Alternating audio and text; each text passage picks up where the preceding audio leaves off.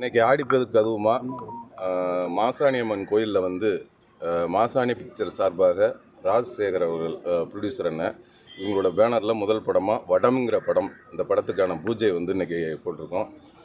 இன்றைக்கி படத்தோட இயக்குனர் கேந்திரன் அவர்கள், இந்த படத்தோட கதாநாயகி சங்கீதா அவர்கள் எல்லாருமே இன்றைக்கி வந்து கேமராமேனாக இருக்கட்டும், டெக்னீஷியன் எல்லாருமே இன்றைக்கி வந்து ஆடிப்பெருக்கு அதுவுமா இன்றைக்கி மாசாணியம்மன் கோயிலேருந்து எங்களோட இந்த பயணத்தை ஆரம்பிக்கிறதுல ரொம்ப சந்தோஷமாக இருக்குது.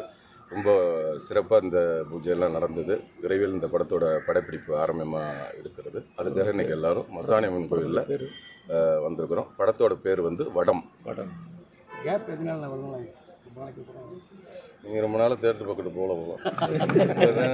அப்புறம் போகும் இடம் வெகு தூரம் இல்லைன்ற ஒரு படம் ரிலீஸ் ஆயிடுச்சு. அப்புறம் வந்து ஓம் காளி ஜெய் காளின்னு ஒரு வெப் சீரிஸ் ரிலீஸ் ஆகிருக்கு. இப்போ ஷூட்டிங் போயிட்டுருக்கிறது வந்து 7ஆம் பொருத்தம் அப்படிங்கிற ஒரு படம் வந்து இப்போ ஷூட்டிங் போயிட்டுருக்கு. இப்போ அதை தொடர்ந்து இந்த வடம்ங்கிற படம் வந்து அடுத்து ஆகஸ்ட் 25க்கு மேலே ஷூட்டிங் ஸ்டார்ட் ஆகும்.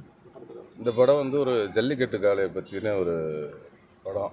அது இதில் வடம் மஞ்சு வருது. ஜல்லிக்கட்டுலேயே 2 இருக்குது.